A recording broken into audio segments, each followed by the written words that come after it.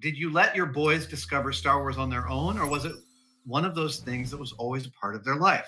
Sean Vidal asks that question, and that is an interesting question. We definitely went and saw the latter prequels together. They were like just infants when episode 1 came out, but by the time episodes 2 and 3, yeah. No, I didn't have any structured way in which I introduced them to Star Wars. I kind of it's funny because one of the great things about having kids is introducing them to the franchises and movies and books and comic books and things that you loved as a kid, and watching them take it on and seeing them learn the same things you loved about it and also taking it in totally different directions. So my boys are both like total adepts of Tarantino. They love good action movies, good science fiction films. They love films that bend your brain. They both called me after seeing Tenet. Oh, dude, you gotta watch Tenet. It's lovely to re-experience your young, exciting media franchises that help shape you and introducing that to your kids. But I don't think I did the Star Wars stuff in any structured way. And frankly, like they were just grew up living and breathing Star Wars. I finished my R2-D2 when they were about 5 years old, and R2 lived in their room for a good portion of their childhoods. And they would like open his little arms and let R2 hug them. You know, that was like one of their favorite signature moves. Ian Kellogg has a terrific question. I know the space constraints of living in San Francisco preclude such extravagant uses of space, but have you ever contemplated turning an entire room into a set piece? If you were to have that luxury and to do a Star Wars room, where would you go with the theme? Rebel base, ship's bridge, hive of scum and villainy? No, it is a single answer, and there's only one answer, and you know what it is. Many of you are yelling it at the screen. It's the cockpit of the Millennium Falcon. 100%. In fact, the only thing better than the cockpit of the Millennium Falcon would be the hallway behind it and like the bench seating where the Dejeric test set and the sleeping quarters are adjacent to. Like, yeah. And there are a couple of 1-to-1 scale Falcon cockpits that are fan built and that are out there. I visited one in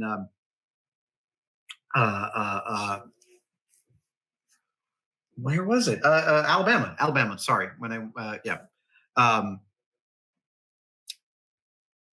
The Millennium Falcon cockpit, man.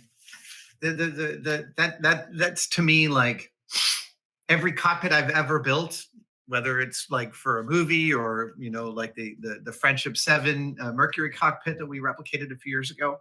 Every cockpit I've built is trying to replicate that exact experience of the Falcon, of all of the hitting the wall, and all the stuff working. I mean, everything about it as a big hunk of junk that Han and Chewie know so well. It's just, yeah, that would be the one I would do. And luckily, because these fan builds of the Falcon cockpit are so open and sharing about their techniques and their research and the found parts and how they replicate, the research is all mostly done. I think it's actually probably mostly done. It's not to say that I won't someday make myself a Millennium Falcon cockpit. Yeah. I'm beaming just thinking about how much fun that would be.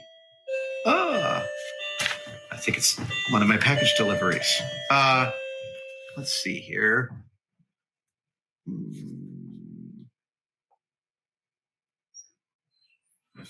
James May wants to know, what are your thoughts and opinions of Galaxy's Edge in Disney World Land? I have not yet visited Galaxy's Edge in any of the Disney parks yet. I will. I'm dying to.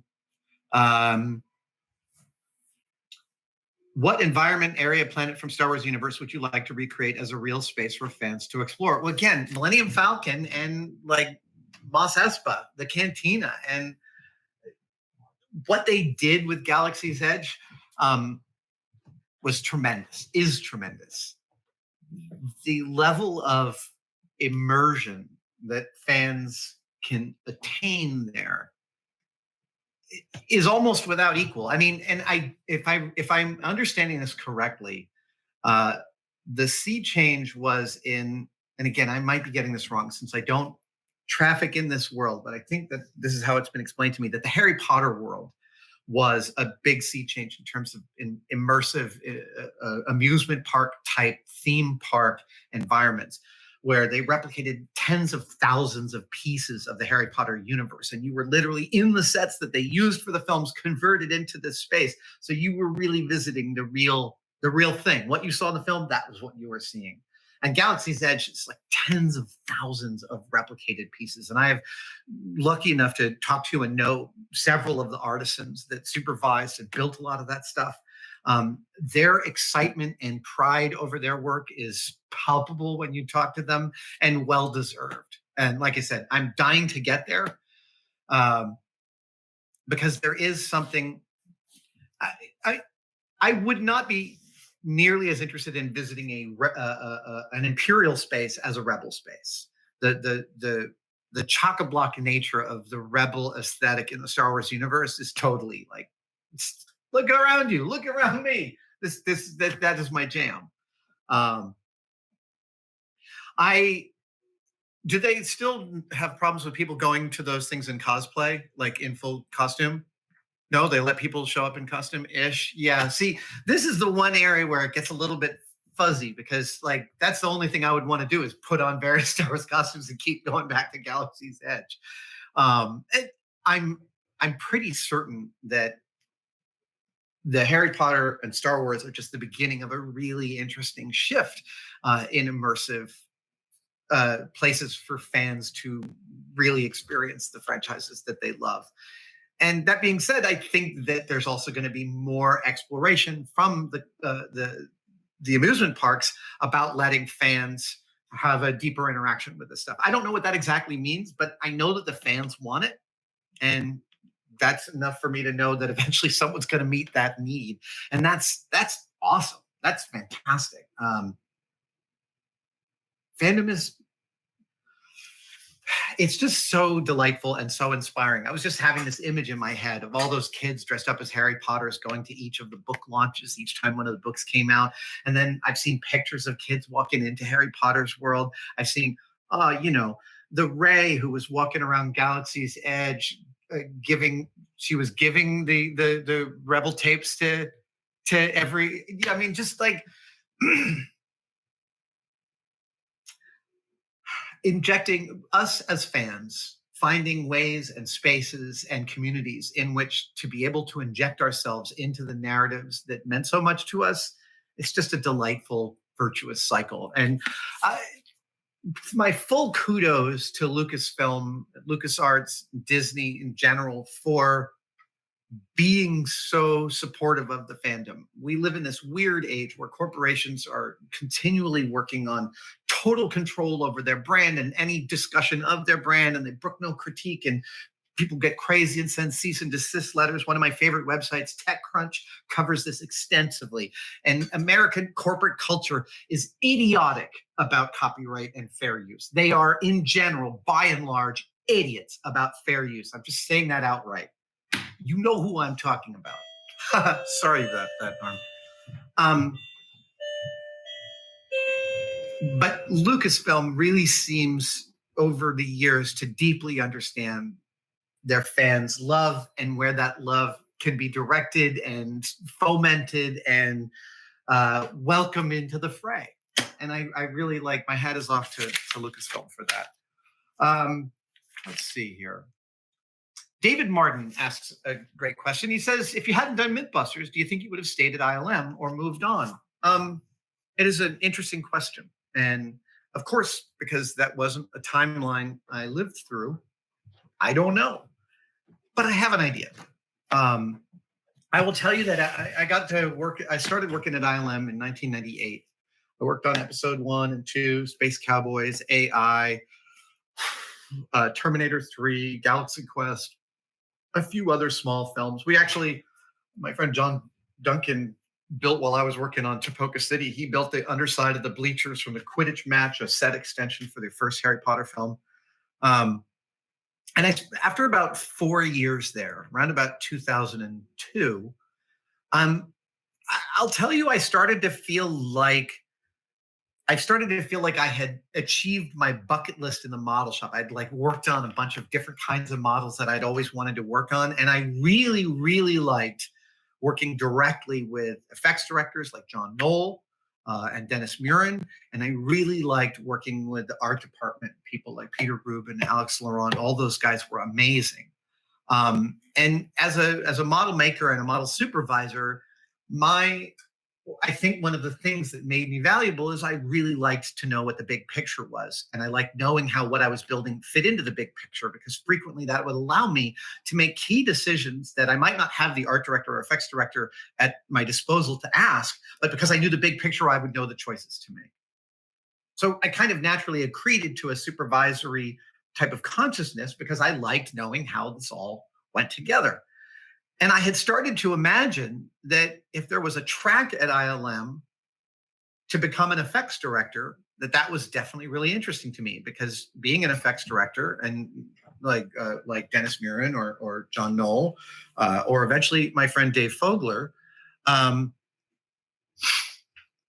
felt like exactly the mix of deep, weird, unique case by case problem solving that were a super marriage between art and engineering. Literally between art and engineering, right? You've got to engineer something so you can't tell how the art happened. So it's the pinnacle of engineering. Robotic cameras costing hundreds of thousands of dollars, executing ridiculously complex moves past ships that themselves took weeks and dozens of people and maybe $1 million to build, with some of the most beautiful paint jobs you've ever seen. All of this to get you excited about a space battle a year from now. This is a long way of saying, yeah, I probably would have moved myself into the track at ILM towards the effects director pipeline.